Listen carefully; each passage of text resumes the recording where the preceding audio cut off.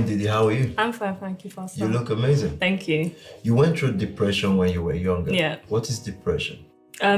I guess it's just negative thought pattern, how you think about yourself and the world around you.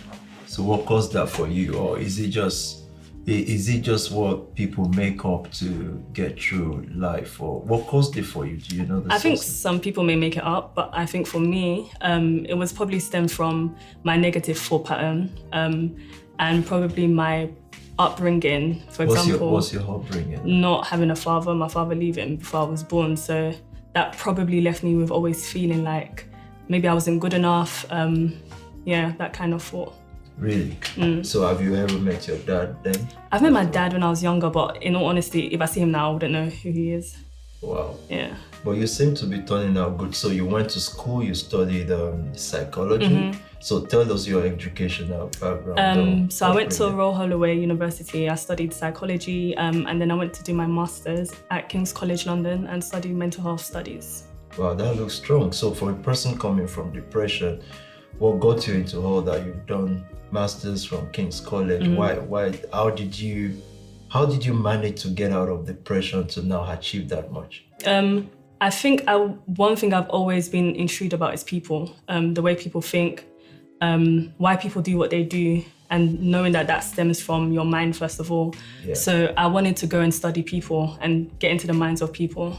Yeah, I get that. But what I'm saying is, from your background of suffering, that what changed? What motivated you into that? Going to study people, because that would then look like, okay, you can just be depressed yesterday and then today you are going to study people. That looks very...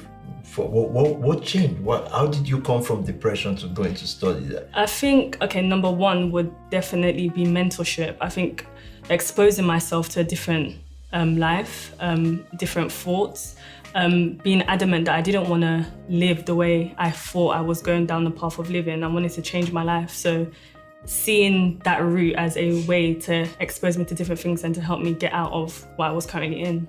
You have a hub now. You run a hub for young ladies and stuff like that. Are you doing that because you're religious, or why are you doing that? No, it has nothing to do with church at all. It's just because I saw a lot of young girls around me who they want to create things. They want to content create businesses and work, but they don't have an inspirational space. They don't, as little as a white wall. A lot of council estates don't have white walls in your house. I didn't have a white wall. So I wanted to give a space for girls who could create in a nice, inspiring space. How many people do you have in your hub now? Well, I house about 8 girls, but the hub is... You house 8? Yeah. That's what I'm saying. So why do you do that? Why do you house that much people? I guess it's to give people back what I guess I didn't have. Really? Yeah. Which was leadership, inspiration, order.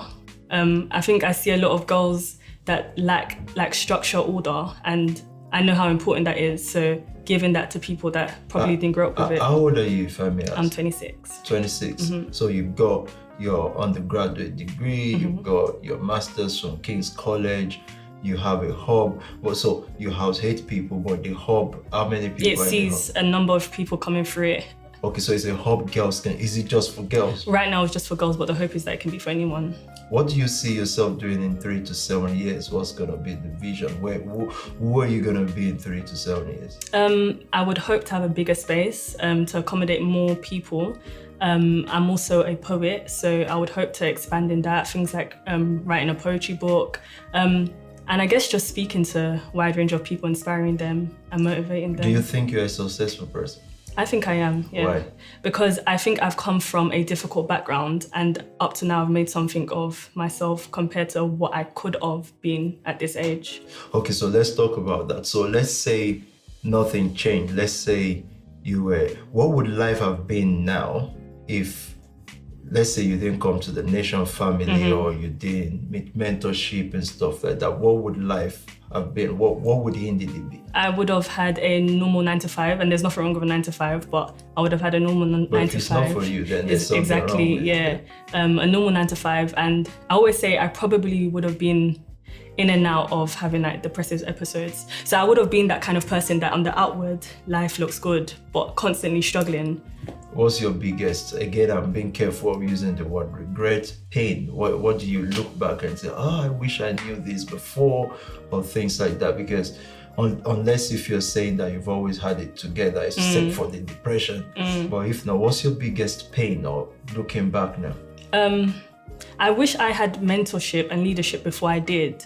And I don't think there's one maybe specific thing, but I can see a number of consecutive things in my life that I probably wouldn't have done if I had somebody, even if it's like as little in quote as a big sister, to tell me, hey, don't go that way, go this way.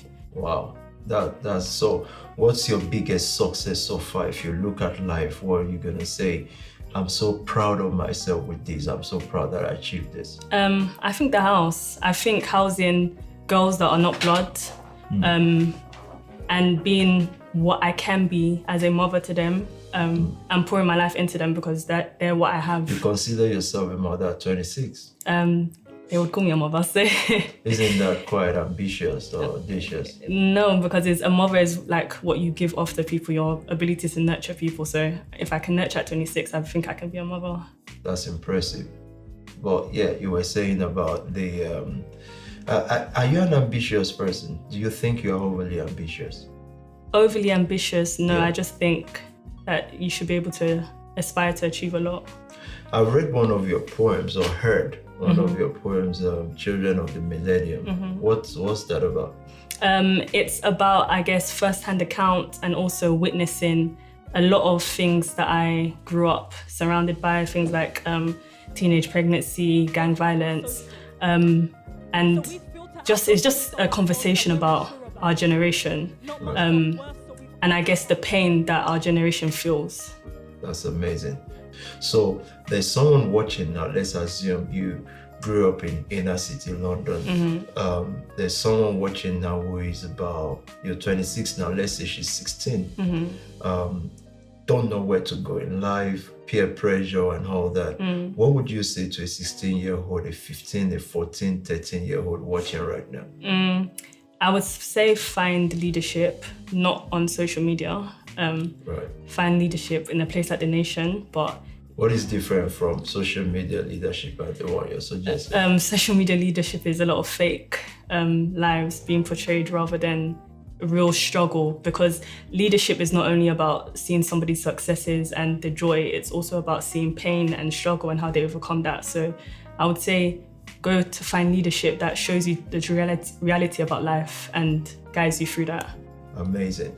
So you've got your master's, you're a pastor at 26, you have your master's from King's College at 26, you're a poet, you house hate people, you run a hub. How are you able to juggle all this together? How do you do this? How do you have time to do all of this? Again, I would say it's the girls that live with me. We're a family, so we do everything together, we support each other. The same way I support them, I also support them, they support me. Wow, this is amazing, guys. It's been a pleasure. I think, again, the takeaway from this is leadership, that there is nothing you cannot come out of and become whatever you dream of becoming in life. She came from a very tough background of depression, that was never there and all that, and that made her feel a certain way. So what we're saying in essence is that you can become whatever you decide or set your heart to become under leadership, and leadership does not stifle someone, it's not controlling.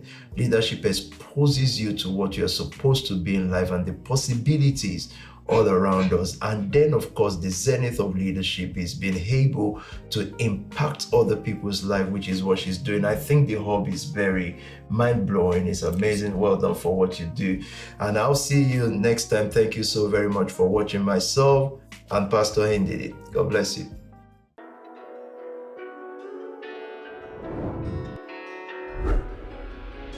Tout en